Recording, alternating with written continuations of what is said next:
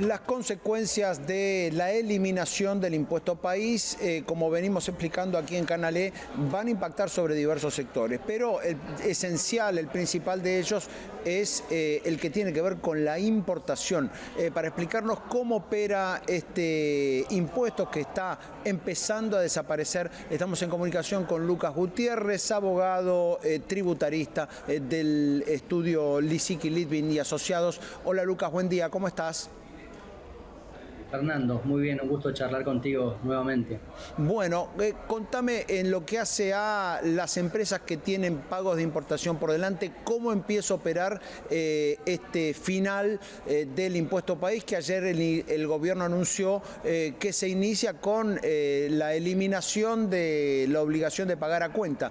¿Cómo empieza a desaparecer el impuesto país? Bueno, para dar un poco de contexto, el impuesto país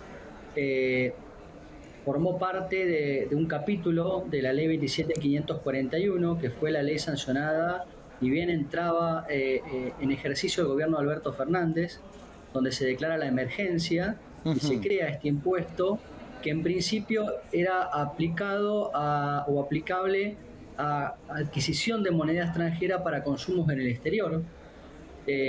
Básicamente era un impuesto al que hacía el turismo en el exterior, o hacía pagos de consumos, de servicios en el exterior, pero después se propagó y se amplió el alcance de ese impuesto a toda adquisición de moneda extranjera, o sea, cuando uno le solicitaba dólares al Banco Central para después pagar por la importación de mercaderías para traer al país. Este impuesto nació con una vigencia acotada, ¿sí? Tenía una vigencia limitada de cinco periodos anuales. Ese plazo se cumple el próximo 22 de diciembre, es decir, este impuesto deja de regir, pierde su vigencia el 22 de diciembre de 2024. ¿Y por qué se saca esta normativa? Bueno, teniendo en cuenta que este impuesto, sobre todo para lo que es importación de mercaderías del exterior, tengan en cuenta, no sé, cualquier insumo o cualquier mercadería electrónica, lo que fuese, está sujeto al pago de este impuesto país cuando el importador le pide al Banco Central los dólares para cancelar las obligaciones con los proveedores del exterior. Muy bien, este impuesto se paga mediante un anticipo, o sea, el importador adelanta el 95% del monto del impuesto antes de que nazca la obligación de pagarlo. Claro, y eso es lo que ayer derogó definitivamente el gobierno, es obligación de anticipar. Exactamente. ¿Esto por qué? Porque las destinaciones de importación, es decir, cuando uno inicia el trámite de importación, y se oficializa esa destinación de importación, se genera la obligación de pagar el anticipo, pero el acceso a los dólares, por las restricciones cambiarias que existen, recién se produce a los 30 días. Claro. Y esos 30 días se cumplen después de la vigencia del impuesto.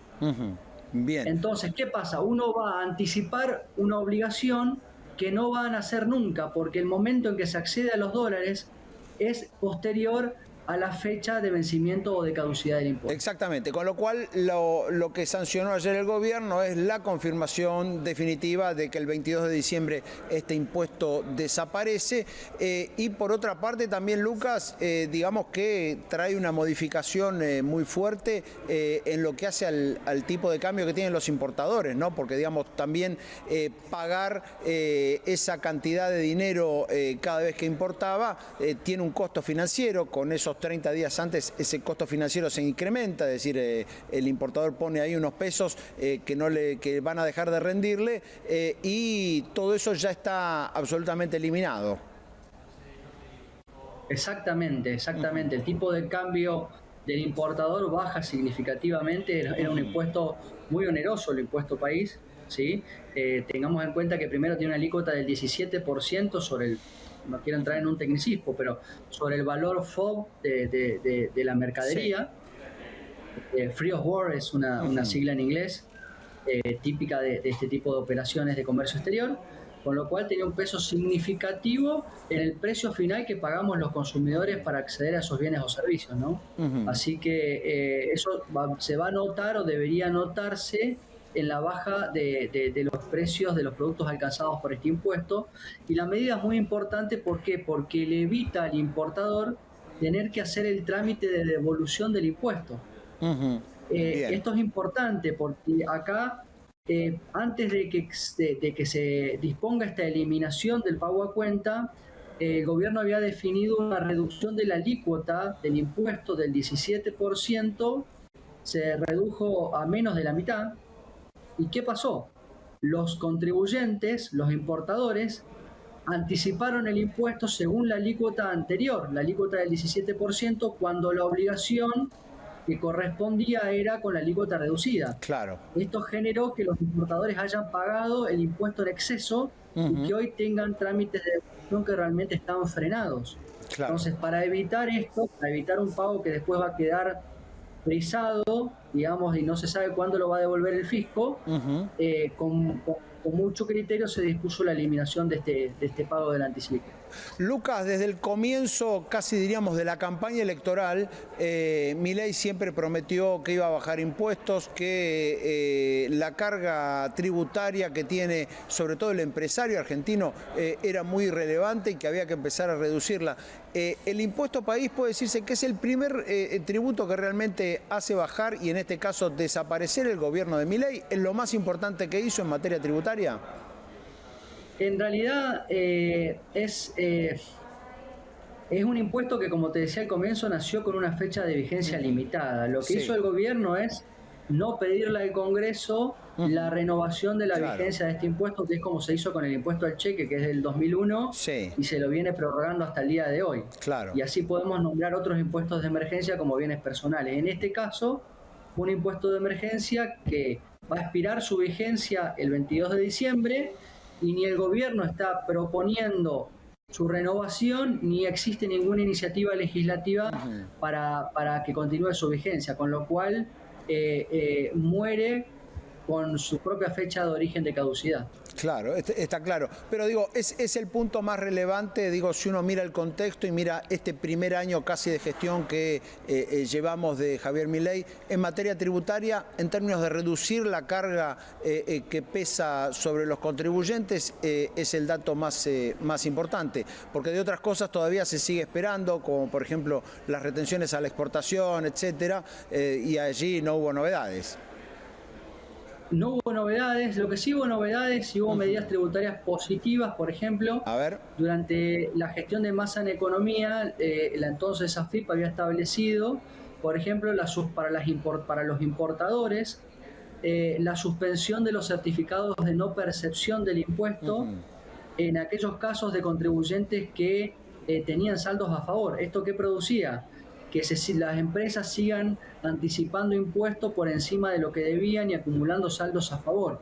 Ujú. Bueno, esas medidas, esta gestión, por ahí el tema no ha tenido mucha notoriedad, pero no ha prorrogado la vigencia de esa normativa Claro. que tiene un impacto tributario muy grande, porque Ujú. obviamente todos esos costos tributarios se trasladan en toda la cadena de valor. Bien, y al final lo Eso no ha paga el tenido mucho, consumidor, digamos, y al final todo ese traslado en algún momento llega al bolsillo.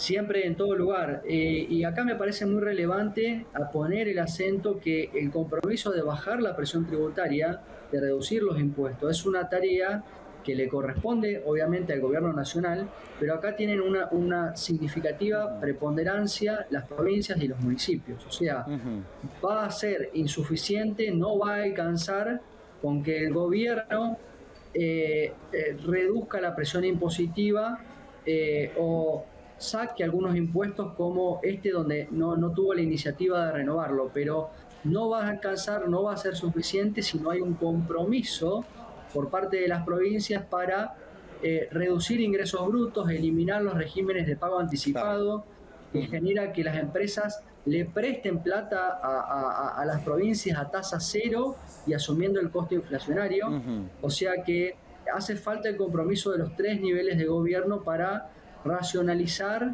y ponerle un poco de lógica y normalidad al sistema tributario argentino. Bien, allí me imagino que está el tema de ingresos brutos a la cabeza cuando hablamos de las provincias e inclusive también en las últimas semanas aparecieron impuestos provinciales sobre lo blanqueado, es decir, sobre lo ingresado al blanqueo de capitales en efectivo que terminó el 8 de noviembre pasado, ¿es así?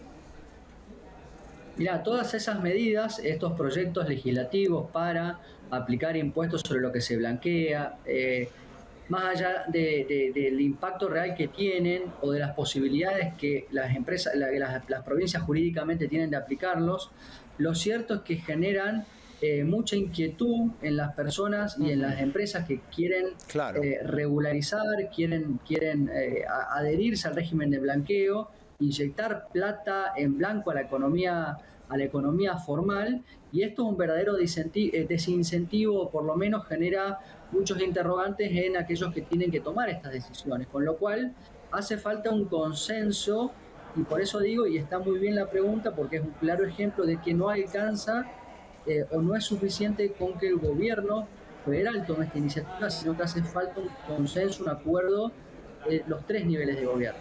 Bien, está claro. Por último, Lucas, recién nombré el blanqueo y uno parece que el blanqueo fue un tema pasado, ¿no? Un tema que ya terminó. Y el blanqueo está en una segunda etapa. Terminó la primera, que era el blanqueo de dinero en efectivo sin penalidades, y ahora estamos en una segunda etapa. Muy poco interés por lo que uno escucha. A ver, no hay que ponerle la estocada final, o sea, el blanqueo no terminó, como bien apuntás, queda en la etapa 2 y hay una tercera etapa, hasta marzo de 2025 Sí. se podría aprobar, pero lo he dicho y creo que la parte más jugosa de lo que el blanqueo podía dar ya lo dio, Ujú. pero esto no significa que no haya oportunidades para que tanto empresas como personas regularicen. Hay personas que tenían inquietudes, que no se sentían, no tenían los elementos o la información suficiente para tomar la decisión, y para los indecisos hay una segunda y también habrá una tercera oportunidad, y hay que tener en cuenta el intercambio de información con Estados Unidos. Hay personas que creen que, bueno, que Estados Unidos no va a intercambiar datos de cuentas tributarias Ujú. de argentinos en Estados Unidos. Bueno, para aquellos que por ahí ahora tomen en serio este intercambio y se den cuenta que efectivamente existe un riesgo real de que sean detectados, bueno, también el blanqueo para las cuentas sigue siendo una oportunidad para ponerse en orden.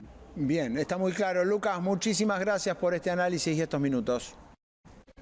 Por favor, un placer, un gran abrazo. Un abrazo allí. Lucas Gutiérrez, tributarista del estudio Lisicki Litvin, con la última información acerca de lo que ocurrió ayer con esta decisión de ARCA de eliminar ya el anticipo del 95% que debían pagar los importadores para el impuesto país, lo que de hecho, como ahí lo explicaba bien Gutiérrez, implica una confirmación de que el impuesto país terminará el próximo 22 de diciembre y no será renovado en ninguno de los sectores en los que opera. Por otra parte, también un dato allí importante sobre lo que tiene que ver con el impacto fiscal y la carga tributaria que está pesando en este momento sobre las empresas, más allá de lo que pueda pasar con el impuesto país, es un punto relevante lo que dice Gutiérrez. Si no hay un compromiso de los gobiernos provinciales y municipales, será muy complejo que esa carga fiscal empiece a reducirse. Si no hay también un acuerdo por parte de los gobernadores, ya que aun cuando el gobierno pueda avanzar en medidas de este tipo, está claro que el peso de algunos impuestos, como por ejemplo ingresos brutos, sigue siendo muy importante, sobre todo porque funciona en cascada, ¿no? Cada etapa de la cadena de valor de la elaboración de un producto sigue teniendo el peso de ingresos brutos. Y allí es donde definitivamente los precios terminan encareciéndose. Enseguida volvemos con mucha más información aquí en Canal E.